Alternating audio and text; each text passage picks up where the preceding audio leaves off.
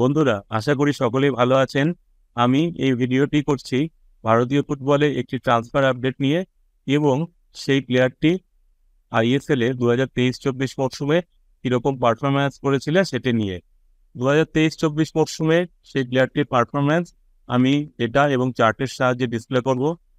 ভারতীয় ফুটবল এবং ভারতীয় ফুটবলের ট্রান্সফার আপডেট বিষয়ে যারা খোঁজ খবর রাখেন তারা হয়তো জানেন যে 2023-24 মরশুমে আইএসএল এর গোল্ডেন বুট উইনার দিমিত্রিয়স দিয়ামান্টাকোস জানিয়েছেন যে তিনি কেরালা ব্লাস্টার এফসি ছেড়ে দিয়েছেন।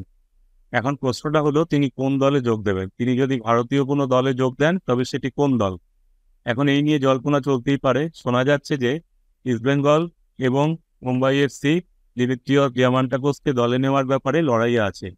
ইস্টবেঙ্গলে তিনি এলে ম্যাদি তালালের পরে একটি দারুণ রিক্রুটমেন্ট হবে।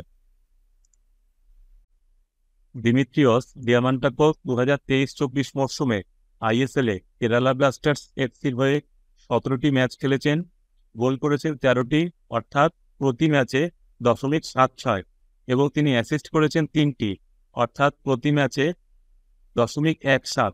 গোল এবং অ্যাসিস্ট মিলে গোলের ক্ষেত্রে অবদান 16টি, অর্থাৎ প্রতি ম্যাচে 0.94। চান্স তৈরি করেছেন 24টি, অর্থাৎ প্রতি ম্যাচে 1.41, এবং শটস অন টার্গেট 23টি, অর্থাৎ প্রতি ম্যাচে 1.35। এখন পাসের ডেটাটা একবার দেখে নেই।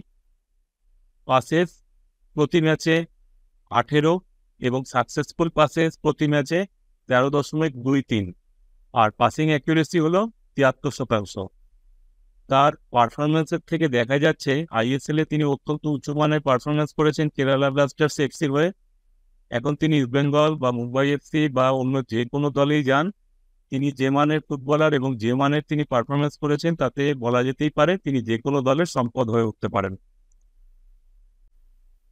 আশা করি এই ভিডিওটি আপনাদের ভালো লেগেছে।